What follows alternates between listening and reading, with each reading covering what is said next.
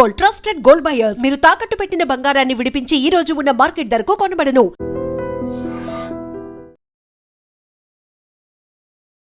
నమస్కారం, welcome to I dream. ధర్మ మార్గం విత్ విజిత కార్యక్రమానికి స్వాగతం.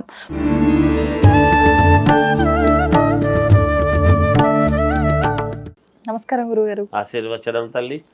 గురుగారు, ఇంట్లో దీపారాధన చేసినప్పుడు ఆ దీపాలు దేవుడి ఫోటోల వైపుకు ఉండాలా, వెలిగిస్తున్న మన సైడ్కు ఉండాలా, ఆపోజిట్లో ఉండాలా? ఇది ఒక పెద్ద క్వశ్చన్ మార్క్. నిజంగా అసలు ఏ రకంగా ఉండాలి, ఏ వైపున వెలిగించాలి? శ్రీ మహాగణాధిపతయ నమః. ఐం మహాసరస్వత్యే నమః. శ్రీ లలితాంబికాదేవియే నమః. అమ్మ, దీపారాధన ఇంట్లో. అవును గురుగారు. ఇంట్లో దీపారాధన ఎందుకు చేస్తాము అంటే మనం తెచ్చిపెట్టుకున్న పటమే, అవును, లేదా మనం తెచ్చిపెట్టుకున్నటువంటి విగ్రహాలే. అవును గురుగారు కదా. మరి విగ్రహాలు కలపలేదనే, లేకపోతే పటం ఎలా ఉంది ఒకసారి ఇంకోసారి చూసుకుందాము అనేటువంటిది కాదు. ఇక్కడ ఇంటికంతా కూడా దీపం ఏమిటి అంటే, మామూలుగా ఉదయం లేవంగానే భగవంతుణ్ణి కాస్త స్మరించుకోవటం. మన ఇంటి దేవుడు ఎవరైతే ఆ ఇంటి దేవుడి పటం ఒకటిని పెట్టుకొని దీపారాధన చేయటం.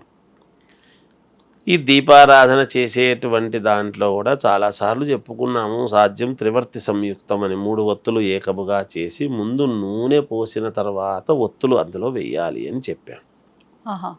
ముందు ఒత్తులేసి నూనె పోస్తూ ఉంటారు చాలామంది. అలా కాకుండా నూనె పోసిన తర్వాత ఒత్తులు వేయటం. ఈ రోజు దీపారాధన సెమ్మెలు కూడా ఎప్పటికప్పుడు తుడుచుకొని పెట్టడం. సాయంకాలం తుడవక్కర్లేదు, అలాగే కొంచెం ముందుకు జరిపి ఒకవేళ ఉన్నటువంటి ఒత్తిని మనం మళ్ళీ పునః వెలిగించుకోవచ్చు. కానీ మళ్ళీ మరుసటి రోజు ఉదయం మాత్రం అదే ఒత్తిని ముందుకు జరిపి వెలిగించటం అనేటువంటిది శ్రేయోదాయకం కాదు, వేరే ఒత్తులు వేయవలసినటువంటి. అందుకే మనం కూడా ఇడిచిన వస్త్రాలు మరుసటి రోజు వేసుకోకూడదు. స్నానం చేసిన తర్వాత వేరే ఉతికిన వస్త్రాలు వేసుకుని బయలుదేరాలి అనేటువంటి. వస్త్రం ఎప్పటికప్పుడు మార్చడమే. అందుకే మనం వస్త్రం సమర్పయామి అన్నప్పుడు ఒత్తి పత్తి ఏ దేవునికైనా మనం ఇవ్వడం జరుగుతుంది. మనం వ్రతాలలో ఆయిల్ ఉండిపోతుంది కదా గురుగారు, అది మళ్ళీ ఉపయోగించవచ్చా? మరుసటి రోజుకి వినియోగించకూడదు. ఆ ఆయిల్ తీసేయాల్సింది. ఒకటి, ఎందుకు ఆయిల్ తీసేసి శుభ్రంగా తుడవాలి సెమ్మెల్ను. అక్కడే మన కకృతి అనేటువంటిది పనికిరాదు, కనిపిస్తుంది అక్కడే. అందుకే చెప్పి అందుకని ఇక్కడ దీపారాధన అనేటువంటిది ఎప్పుడైతే అది కాస్త మనం దీపారాధన చేయటం అనేది, మీరు అన్నది దేవుడిపై. మనకు దేవుడేమో ఇంట్లో పశ్చిమముఖంగా ఉంటాడు. దీపాలు కూడా దేవుణ్ణి చూస్తూ ఉండాలి. మనము దేవుడికి వైపు కదా చేయాలి దీపారాధన.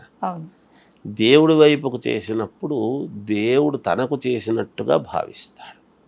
మనం ఎవరికి చేస్తున్నాము, ఎందుకోసం చేస్తున్నాము? దేవుడు ఎక్కడున్నాడు? దేవుడి పటం ఎక్కడుంది? దేవుడి విగ్రహం ఎక్కడుంది? కదా. తూర్పు ముఖముగా. ఎప్పుడైతే తూర్పు ముఖముగా గనక మనము ఈ జ్యోతులు మామూలుగా దీపాలు గనక వెలిగించడం అనేది ఎప్పుడైతే చేస్తాం, ఎక్కడైనా తూర్పుముఖంగా వెలిగించడమే ధర్మం, పద్ధతి. మనకు ఉదయిస్తుండేటువంటిది సూర్యుడు కూడా వెలుగు తూర్పునే కదా మనకు ఉదయిస్తున్నాడు. అవును గురుగారు. అది అంటే ఒక రకంగా నిత్యము ప్రకాశించేటువంటి సూర్యుడికి కూడా మనము ముందు దీపారాధన చేసుకుంటాం. అందుకే మనము వెలిగించినటువంటి దీపారాధన సూర్యుడు వచ్చేదానికంటే ముందు ఉండాలి. అది ఇటువైపుకు పడడం, ప్రసరింపడం జరగడం అనేది జరుగుతుంది అన్నమాట. కిరణాలు ఇటువైపుకు ప్రసరించడం అనేది జరుగుతాయి. ఎప్పుడైనా ఇంట్లో వాళ్లకు మేలు జరగాలి అని అనుకున్నప్పుడు, మనకు ఇల్లంతా అనుకూలించాలి, మేలు జరగాలి అని అనుకున్నప్పుడు పటం ఎటువైపు అయితే ఉందో పటం వైపు, దేవుడి వైపు చేయడమే ఎప్పుడు కూడా సాంప్రదాయము, శాస్త్రంలో ఉండేటువంటి మాట. ఎక్కడో మనం 5 రకాల ఇవి ఉంటాయి మళ్ళీ దీపాలు. మామూలుగా 5 అవును, చోట్ల 5 కార్నర్స్. ముఖాల సెమ్మె ఉంటుంది కదా, అలాంటివి ఉన్నప్పుడు 5 వైపులా మనం వెలిగించవచ్చు. 5 ఉంటే 5 5 వెలిగించాల్సింది. ఒక్కొక్కటి ఒత్తి వేసి వెలిగించవచ్చునప్పుడు, ఆహా. 2 కాకపోయినా ఒక్కొక్కటి వేసి వెలిగించవచ్చు. ఓకే. ఇంకొక మాట చెప్తాను, ఒకే సెమ్మె పెట్టి 2 దీపాలుగా 2 ఇట్లా ఒత్తులు వేసి 2గా వెలిగిస్తుంటారు. అది చాలా తప్పు. ఆహా. అలా వెలిగించరాదు. 2 దీపపు కుందులు ఉంటేనే వెలిగించాలి, అటువైపు ఇటువైపు. ఒకే దాంట్లో 2 వెలిగించటం మంచిది కాదు. ఓకే. ఇంకొక మాట చెప్తా, ఈ 2 దీపారాధనలు వెలిగించినటువంటి తర్వాత మనం ఏదో ప్రత్యేకంగా ఒకటి దీపము అని పెడుతూ ఉంటాం, ప్రత్యేకమైనటువంటి దీపము అని. అది అందుకనే వాటికి మధ్యలో పెట్టరాదు ఎప్పుడూ కూడా. ఈ 2 దీపాలకు ఈ మధ్యలో 2 దీపాలకు మధ్యలో ఎప్పుడూ పెట్టరాదు. అది ప్రత్యేకముగా ఒక స్థానము అని అనుకూలం చూసుకొని పెట్టాల్సిందే. ఇప్పుడు ఈ ఉప్పు దీపం అని అవును, ఏదో అది పెడితే వస్తుంది, ఇది పెడితే మన తృప్తి కోసం మనం ఏదో ఇవి పెడితే మంచిది అనేటువంటి ధోరణితో పెట్టేటువంటి విధానంలో పెడుతూ ఉంటాం.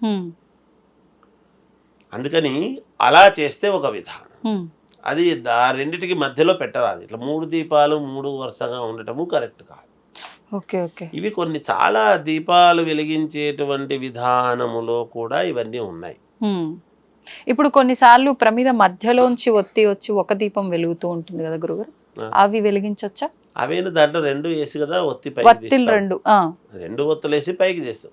మీరు పైకి పెడుతున్నారా కిందికి పెడుతున్నా, ముందు కన్నా పెట్టాలి, పైకన్నా ఉండాలి. ఓకే. ఉండొచ్చు, తప్పులేదు. ఊర్ధ్వం, ఎందుకంటే మనలో ఉండేటువంటి జ్ఞాన జ్యోతి మీరు ముందుకు పెట్టినా జ్యోతి అయితే ఇట్లనే కదా వెలుగుతుంది, స్ట్రైట్ గా కదా వెలుగుతుంది.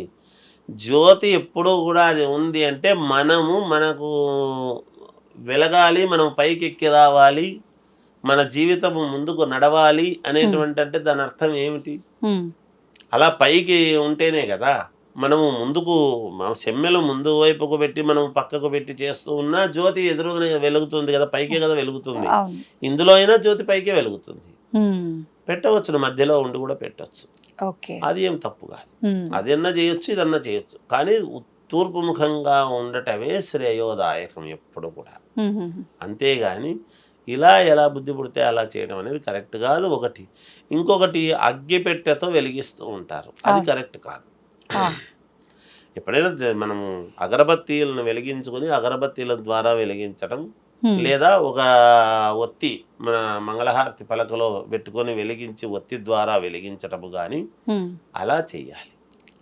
ఎప్పుడు కూడా ఇవి అశుభాలన్నమాట. అగ్గిపుల్లతో వెలిగించటం అనేటువంటిది అది అశుభం, శుభానికి కాదు. అలా వెలిగించరాదు.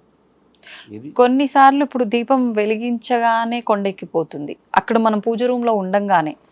అలాంటప్పుడు అంటే దాన్ని ఏదైనా అశుభంగా భావించవచ్చు అంటారా? తిరిగి అదే ఒత్తి పైన మళ్ళీ దీపం వెలిగించవచ్చా, మళ్ళీ ఒత్తి మార్చాలంటారా గురుగారు? వెలిగించవచ్చమ్మా. ఓసారి ఏదో గాలికో ఏదో చిన్న దీనికి ఏదో ఇది కావచ్చు. నిజానికి వెలిగించిన ఉన్నట్టుండి, మీకు ఇంకో మాట చెప్తాను, దీపారాధన చెయ్యంగానే కాస్త రెపరెపలాడుతూ ఏదన్నా కొంచెం అటు ఇటు అయింది అనుకోండి, అంటే అది అశుభము అనేటువంటిది చిహ్నం, మనకు తెలుస్తుంది ఏదో ఇబ్బంది జరగబోతుంది అని. సెమ్మెలు నల్లగా అయినాయి అనుకోండి, సెమ్మెలు నల్లగా అవుతాయి, ఒక్కోసారి బాగా నల్లగా అయిపోతాయి, అప్పుడు అశుభము గోచరిస్తుంది, ఏదో అశుభము మీకు ఇబ్బంది కలగబోతున్నది అని తెలుస్తుంది. ఇలా రెపరెపలాడితే ఏదైనా మనసులో మామూలుగా మనం వెలిగించంగానే నిటారుగా వెలుగుతున్నాయి అనుకోండి, 2 కూడా మీకు మేలు జరుగుతుంది అనేటువంటి సంకేతం.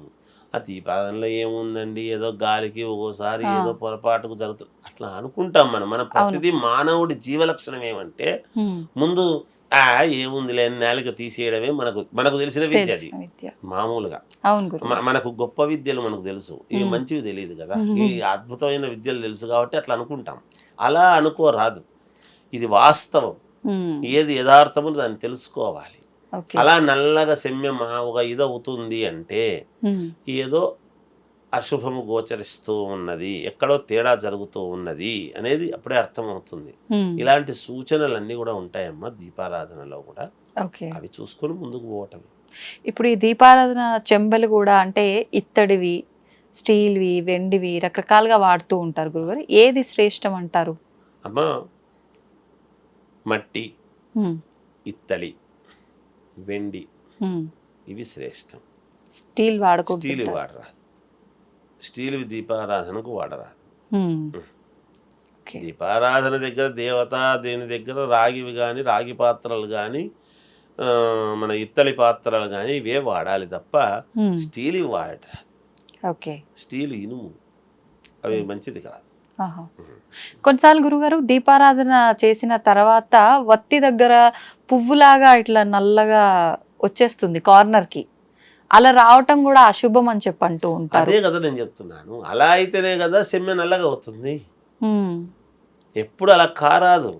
ఓకే. అలా కాకుండా అది వెలగటం అనేటువంటిది శుభం. ఇంట్లో ఏదో నెగటివిటీ ఉంది, ఇబ్బంది కలుగుతుంది అనటానికి ఇదే.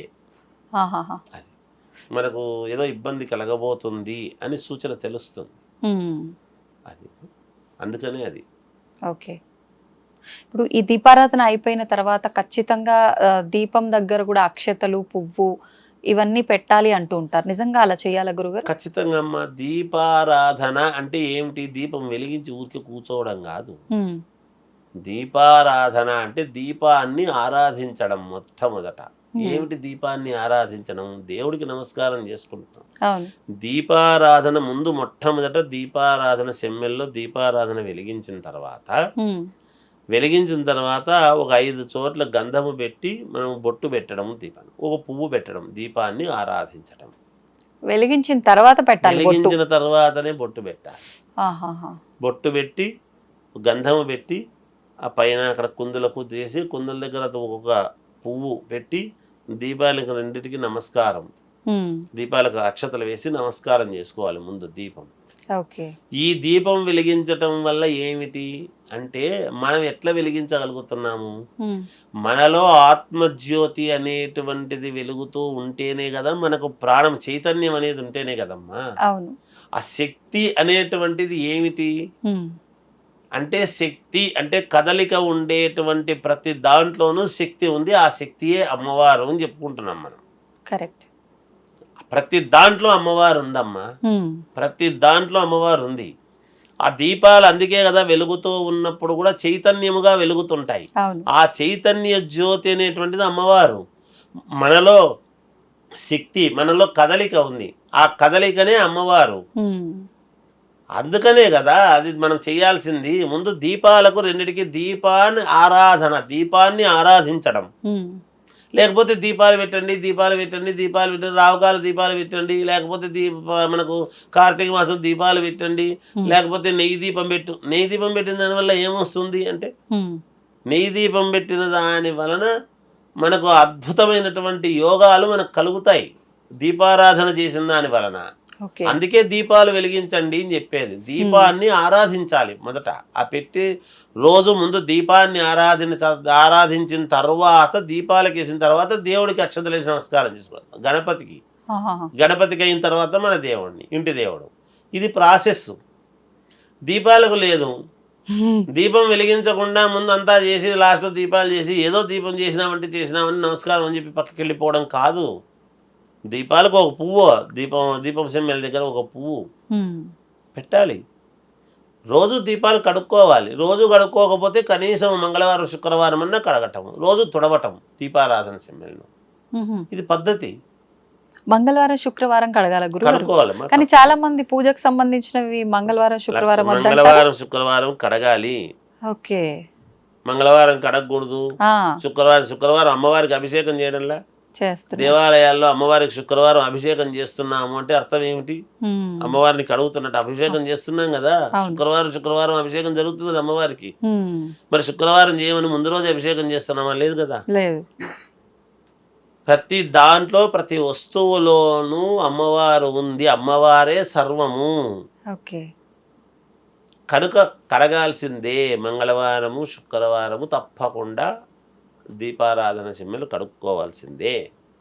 గురుగారు, పెద్దవాళ్ళు చెప్తూ ఉంటారు సూర్యోదయానికి ముందరే లేవాలి అని చెప్పి. అసలు లేవటం వల్ల ఏంటి ప్రయోజనం అనే ఒక క్వశ్చన్ కనుక వేస్తే ఏంటి నిజంగా ప్రయోజనాలు ఏమైనా ఉన్నాయా? లేదు అనంటే పెద్దవాళ్ళు ఏదో ఒకటి అలా చెప్తూ ఉంటారు, ఇది చేయకపోతే ఇలా జరుగుతుంది, అదొక భయమే అనుకోవచ్చా? శ్రీ మహాగణాధిపతయే నమ. ఐం మహాసరస్వత్యే నమ. శ్రీ లలితాంబికాదేవియే నమ. అమ్మ, చాలాసార్లు చాలా రకాలుగా చెప్పుకొని ఉండవచ్చును. సూర్యోదయాత్ పూర్వము లేస్తే ఏం జరుగుతుంది, ఏమిటి ఉపయోగం? ఇది అద్భుతమైన ప్రశ్న, అంతే కదా? ఉపయోగం ఉంటేనే కదా ఏదైనా, ఉపయోగం లేకపోతే ఏం పని? అవును. ఒకటి మనకేమిటంటే అమ్మ, స్నానాలలో 3 రకాల స్నానాలు చెప్పారు. ఏమిటి 3 రకాల స్నానము అంటే దేవతా స్నానం, మనుష్య స్నానం, రాక్షస స్నానం అనేటువంటిది చెప్పినారు.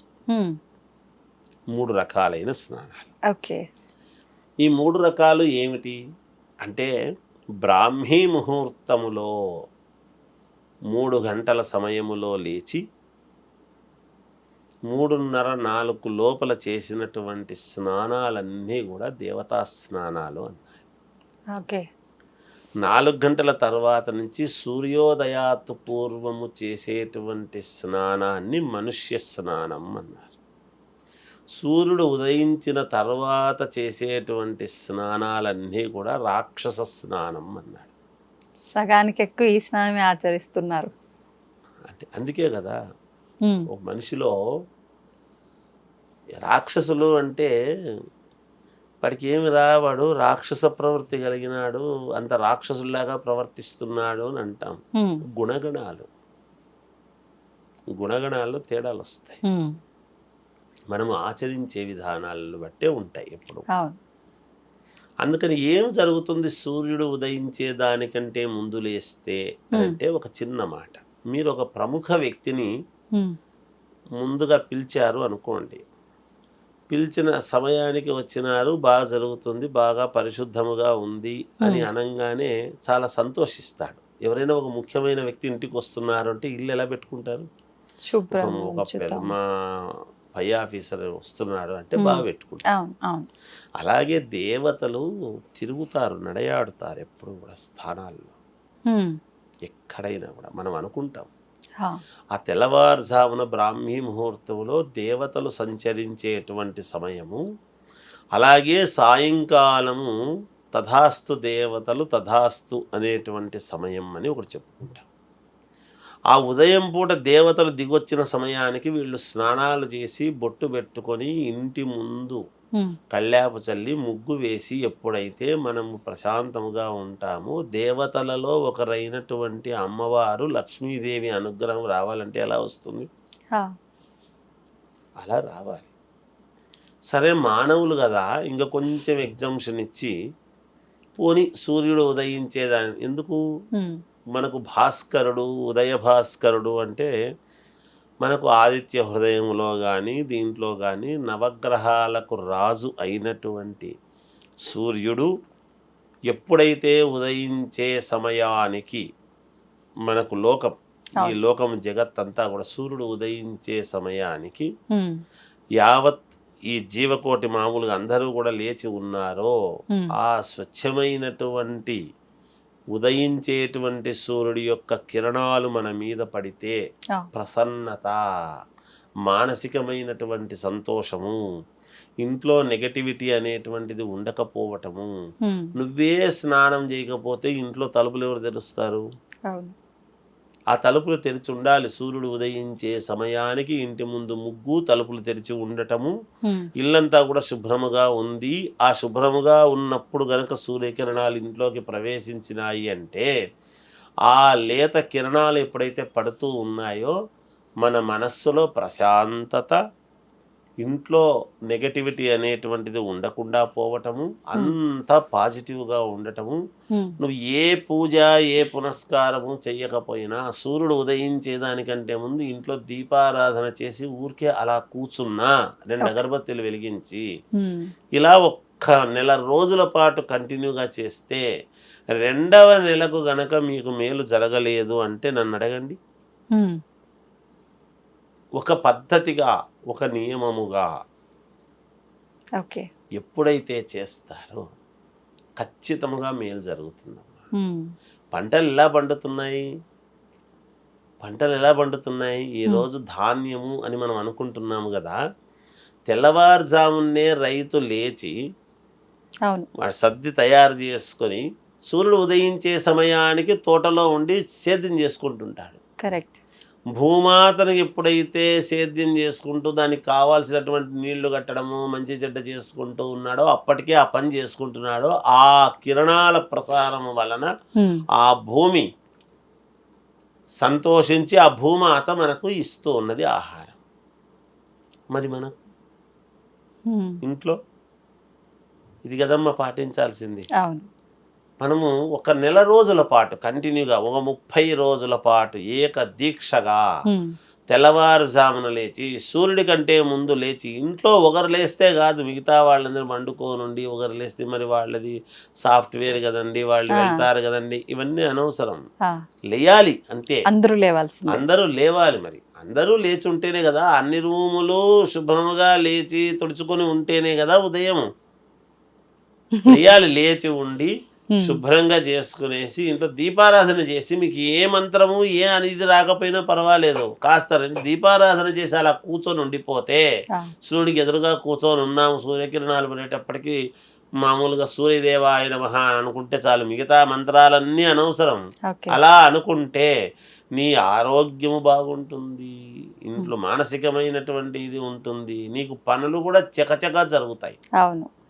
మనం అనుకునే దాన్ని బట్టే ఉంటుంది, ఎప్పుడు మనం మననం చేసుకునే దాన్ని బట్టి ఉంటుంది, మన మనస్సును బట్టి సంతోషం. అందుకే ఎక్కడ చెప్పినా, ఏ పూజలో చెప్పినా చిత్త ఏకాగ్రత. చిత్తం అంటే మనస్సు ఏకాగ్రత. ఎక్కడి నుంచి వస్తుంది చిత్తం ఏకాగ్రత? ప్రశాంతంగా ఉంటే మనము ముందు మనసు ప్రశాంతంగా ఉంటాయి. అప్పులు ఉంటాయి, అప్పుంది పొద్దున్న లేచిన వేళ అనుకుంటే కాదు, అనుకుంటే రాదు. ఈ అప్పుని తీర్చుకోగలను అనేటువంటి ఆత్మవిశ్వాసం నీలో ఉండాలి. ఆత్మవిశ్వాసం లేకపోతే చేసినప్పుడు చేసి డబ్బు తీసుకొని ఖర్చు పెట్టేటప్పుడు పెట్టుకొని కట్టేటప్పుడు ఫీల్ అయితే ఎట్లా? నేను కట్టలేదేమో, నాకు రాలేదేమో, నాకు చేయలేదేమో. వచ్చినప్పుడు ఎట్లా ఖర్చు పెట్టుకున్నావు? వచ్చినప్పుడు నువ్వే కదా ఖర్చు పెట్టుకున్నావు. అప్పుడు భగవంతుడు ఇచ్చినాడు అంటున్నావు, నువ్వు అడిగింటావు, నువ్వు సంతకం పెట్టింటావు, నీకు లోన్ వచ్చి ఉంటుంది, తీసుకొని ఉంటావు. కట్టాల్సి వచ్చినప్పుడు మాత్రం నాకు భగవంతుడు అనుకూలించలేదు అంటే అది కాదు. నీకు ఆత్మవిశ్వాసం అనేటువంటిది రావాలి. ఎప్పుడైతే నువ్వు ఆత్మవిశ్వాసంతో ముందుకు పోతావో, ఈ తెల్లవారుజామున లేచే పనులు లేచి నువ్వు ప్రశాంతంగా కూర్చుంటే, ఏమి అనుకోకపోయినా సూర్యదేవుడు అనేటువంటిది, సూర్యచంద్రులే మనకిచ్చేది చాలా ఎక్కువ. మిగతా అందరి గ్రహాల కంటే సూర్యచంద్రులు ఇచ్చేది చాలా ఎక్కువ. ప్రత్యక్ష దైవాలు అంటుంటారు, మనకు కనపడుతున్నది. అందుకని అందుకు తెల్లవారుజామున లేస్తే ఉపయోగము. ఏం ఉపయోగం అంటే ఈ ఉపయోగం ఉంటుంది. అప్పులు తీర్చుకోవాలనుకునే వాళ్ళు ప్రశాంతంగా ఏం చేయొద్దండి, తెల్లవారుజామున లేయండి, స్నానం చేసి దీపారాధన చేసి ప్రశాంతంగా సూర్యుడు వచ్చేదానికంటే ముందు కూర్చొని నేను ఎలాగైనా తీర్చుకోగలను అప్పు అనేటువంటి దృఢ సంకల్పంతో ఉండండి. ఖచ్చితంగా ఒక మార్గం దొరుకుతుంది. దీనికి ప్రూఫ్ ఎవరికి వాళ్ళకే తెలుస్తుంది. మీరు అన్నట్టుగా ఒక నెల రోజులు పాటిస్తే, ఒక నెల రోజులు పాటించాలి కదమ్మా. అంతే. మరి మనకు బద్ధకం. రాత్రి 12, 1 గంట, 2 వరకు ఈ సెల్ ఫోన్లు చెడగొడుతున్నాయి. దాంట్లో ఏవో చూస్తుండేది, అవి ఏమి పనికొచ్చేటివి ఉంటాయి, పనికిరాని ఉంటాయి. మనం ఎంతసేపు చూడాలనో, దేన్నైనా ఎంతవరకు వాడాలనో అంతవరకే వాడాలి. కరెంటును మనం ఎలా వాడుతున్నాం? పోయి ప్లగ్లో పెడుతున్నామా? లేదు, దానికి భయం ఉంది. దీనికి ఏమంటే ఊరికే చూస్తూ కూర్చునేది, పనికిరానివన్నీ చూసేది. దాంట్లో ఎవరు అసలు దాంట్లో చెడిపోవడానికి మార్గాలు ఉన్నాయి, బాగుపడడానికి ఉన్నాయి. సమాజంలో రెండో ఉంటాయమ్మా. నీకేది కావాలో ఎదుగుదలకు అది చూసుకో, అంతే. వాటి వల్ల లాభం లేదు. వాస్తవం గురుగారు మీరు చెప్పారు. చేసుకుంటే తెల్లవారుజామున లేయడం వల్ల చాలా మేలు జరుగుతుంది. యోగము, వాళ్ళకు డబ్బు వద్దన్నా వస్తుంది. ధన్యవాదాలు గురుగారు. జయోస్తు. తవ్వండి, తవ్వుతూనే శివలింగం సరే, దాన్ని అట్లా కప్పేసేయండి, చూపించదండి. మూర్తి పూజ కాదు, సాక్షాత్ బ్రజేంద్ర నందన భగవాన్ ఉన్నారు మూర్తిలో. ఏమీ ఆశించకుండా ఆరాధించే వాళ్ళు కూడా ఉన్నారా ప్రభుజీ? నిజమైన భక్తి అంటే మనకు తెలియదు కాబట్టి